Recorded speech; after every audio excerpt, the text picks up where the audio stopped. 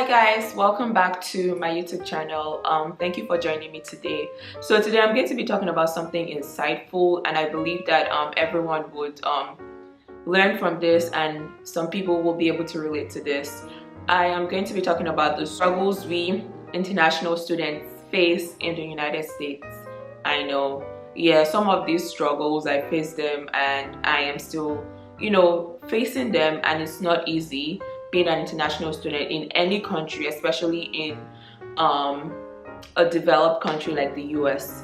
So for me, the first struggle I believe that everyone faces, be it wherever you're coming from, is that culture shock.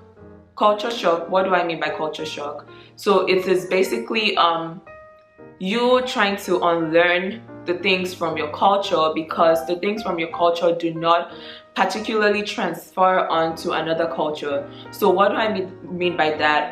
It can be the gestures, the slang, it can be the gestures, because I know, like with me, or with our culture as a Nigerian, when you are talking to someone, in order for them to know that you're really listening, you kind of make the body gesture of like the head nod and making sure that yes, I'm following, that kind of thing. So like it's kind of different, and I know one thing especially that was a big culture shock for me was the eye contact. So basically in Nigeria, let's say you're talking to someone older than you, or just someone in general, you don't really look at that person directly. Like you don't really form that eye contact. But here you have to make that eye contact, because eye contact here means that, oh, that person is following, means that you're saying the right thing, means that you're saying the truth, means that you're not lying, that kind of thing. So it was really, really different for me, and I was like, oh wow, I had to unlearn that part, of really making the eye contact and really making sure that that person understands that you're listening to them and you understand whatever they're saying. Another struggle for me coming here and being miles apart or miles away from my family, especially my parents and my siblings, the struggle of homesickness. Wow, yeah. I mean, that was a lot to unlearn, because yeah, it was a struggle not seeing my parents for the whole of the months, like literally the whole of the year, and then just seeing them only once a year, probably like during Christmas. And that was one thing I did most of the time. I would always go back to Nigeria for Christmas, but notwithstanding just that that miles apart, and then yeah, it wasn't really the best. But I mean, the first year here being away from family, I cried a lot. When you say shed tears, like shedding tears, and just like making sure that I talk to my family constantly. Thank God for the internet. So yeah, I've actually learned to unlearn that and just learn to use more of the internet, social media, and yeah, that kind of thing, to make sure that I am not too homesick. Yeah. The second struggle of being an international student, especially if the country you're coming from is not an English speaking country, like if the first language of that country is not English, the struggle of communicating. Because I remember during undergrad, I know a lot of Asian students had that struggle. A lot of Asian students had the struggle. A lot of people from Saudi Arabia, from India, a lot of people just had that problem of really communicating in English. And in as much as America has a lot of different cultures within the country, it was hard because English was the sole, English is the sole language here, and so it was hard for a lot of people to communicate in English. And yeah, but I guess like people learned, but it was a big struggle.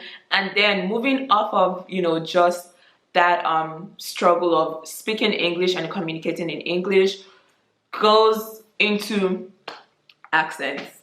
That one word, right? Oh my god, it really annoyed me, and it was really a struggle, because I think it was just like a big struggle, and it was just something that people didn't want to learn, especially Americans. Like, they're like, oh, I don't understand your accent, I don't understand what you're saying. Am I not speaking English? Hello, hello, is it not English I'm speaking, or something else? Anyways, yeah, that was like a really big struggle for me and for other people, that, oh, I don't understand your accent. Oh, this is you don't say it like this. Oh, it's not water, it's water, that kind of thing. See, that was a big struggle. But one thing that I feel like I had to learn was just really my intonation of the words. So not basically like forming accent, as people will say, you're trying to form American accent, you're trying to know. It's just like working on your intonation, like how you how you pronounce some vowels, how you pronounce some consonants, like for them to understand, just like pronunciation and normal more of accents for me. So that was how I learned. And you know, when people hear me, they're like, oh yeah, like you know, wow, that I didn't know you could speak English like this. Please, who tell you say me in Nigeria we don't speak English? We're not from the bush. Please and thank you. Anyways, that was a struggle, but I mean, after like years of being here, I can say that it's still a struggle. For some people, they're like, oh wow, and then when they hear me speak, they're like, oh wow, I didn't know you could speak English this well. I beg, let's move on. Let's move on. I don't understand you. I don't understand you. Anyways, moving on. Another struggle for me, and I know that other people can relate to, is the struggle of making new friends, meeting new people. That was hard. That trying to form new friendships, that is hard. It is still hard right now, because it's like you have to put yourself out there, and especially I'm thankful because most of my friends I made when I was in school and while I was in church in school. And so that was really a struggle, but I'm thankful that I have intentional friendships, and I have good friends, and I have great friends. So yeah, I don't think I'm still struggling with it. Maybe I am, but yeah, that's all I can say. Moving on, another big struggle, you know, when it comes to studying in the US, you know, on the basis of studying, is the educational system. Here I had to learn, oh yeah, take online classes, because the first few years, like first 2 years of me, I was like, I need to take all in-class classes, or I can't take online classes, what's all this, that kind of thing. But then again, I was just like, oh yeah, this online class is actually pretty chill. I can do this, we can do this. So yeah, that part of it, it's not hard, but it's just something you have to learn, and you just have to follow it to the T, that kind of thing. So yeah, that was another struggle, but you know what? Guess who's winning now? Guess who's doing well? It is I. Anyways, the next struggle for me, being an international student, is the struggle of getting a job. Struggle of really looking for companies that they like international students, that are willing to work with international students. So not backstory or history of being an international student from any country, as long as you're in the US. If you're an international student, your first year or your first semester, you cannot work, and even if you get a job, it has to be in school. Like, you have to work under your CPT, so that's like a curriculum practical training, and that means that it's kind of like co-op. I know co-op is like the Canadian system, or like internships or something like that. You have to get a job in school, and even if you get a job in school, guess what? You are restricted to only 20 hours a week, as long as you are in session. Meanwhile, other college students, other people that are citizens or permanent residents can work 40 hours, but you can only work 20 hours and in school. And even if you get a job outside of school, it has to align with your major. Let's say, for example, for me, let's say finance, I have to work for a company that the responsibilities I'll be doing, or my responsibilities would be solely finance. It won't be anything else. And you know, the process of just signing paperwork and that kind of thing. So it's a lot of paperwork as an international student. It's just a struggle to you know, really when you get a job, you have to explain to these employers that, oh, this and that, I'm an international student, I only have this. And even after school, after graduation, if you're non-STEM, so non-STEM are like programs where it's not like science based, it's not really like the applied sciences. If you're non-STEM, your OPT is just 1 year. That's optional practical training. So this is optional. It's like, okay, oh, I'm paying for it though because I want to work and get more money before I go to my country. And then for STEM programs, it's 3 years. So it's like, okay, after 2 years you can renew, or after a year you can renew for 2 more years of the optional practical training, which is very rigorous. Like it's just a lot. And it's just like some companies are like, oh, well, we don't want to employ you because we're like, you only have a limited time and we want someone that can work, you know, that can work beyond the limited time you have. So which can be annoying, which can be frustrating, which can be hard, but that is the struggle. And then it's like, even if you're applying to jobs, you have to apply to companies that you know that they will sponsor you. Basically, they would sponsor your visa to work here and things like that. It is hard, and I know I'll still touch on that in another video, because I'm gonna make this a series where I just talk about the struggles, and then just let you guys know that being an international student is not easy.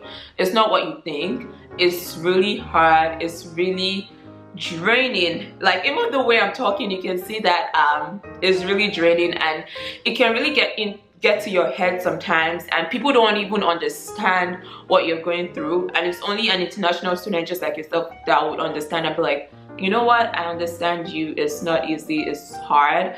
But you know, anything hard can always be crushed, and anything, you know, that's a struggle, you can always find a way, and you can always be victorious in that phase or in that situation. Struggle, I feel like international student face is struggle of finances, struggle of like getting a place to live, housing, if you're not living in school, just getting an apartment, of like filling out paperwork and going through a lot of things. Those kind of things is trust me, it's not easy. And then just the struggle of transportation. Yeah, no matter what, transportation would always be a struggle, but for international students it's more of a struggle. I know the struggle I went through to get my driver's license. It was really hard. Those are just the struggles. Yeah, if anyone tells you that being an international student is easy, it's not. It can be really hard, but then again, you know, no matter how hard it is, as international students, one thing I know about international students, like from whatever country that might be, we always work twice as hard as possible. Yeah, I know I've spoken a lot, but those are kind of the struggles. And I know yeah, everyone else that's an international student also faces these struggles. Comment in the section these struggles. Anyways, just leave a comment and let me know if you agree with these struggles, and let me know other struggles that you face if you're an international student that you face. Let me know. I just want to know, because this is a really great topic, and I feel like we don't talk about it enough, and it's also good to talk about that. So see you in my next video that I'll be talking about that again, and shedding more light into how to apply abroad, you know, especially in the US, how to check out a lot of opportunities as international students. So yeah, anyway, see you in my next video. I hope you enjoyed this video. Please don't forget to like, share, subscribe, comment. Let me know what you think. Let me know what you think. Anyways, it's time to go. Here is time to go. Oh Lord, oh Lord, oh Lord, don't mind me. Anyway, see you in my next video, guys. Talk to you soon. Bye.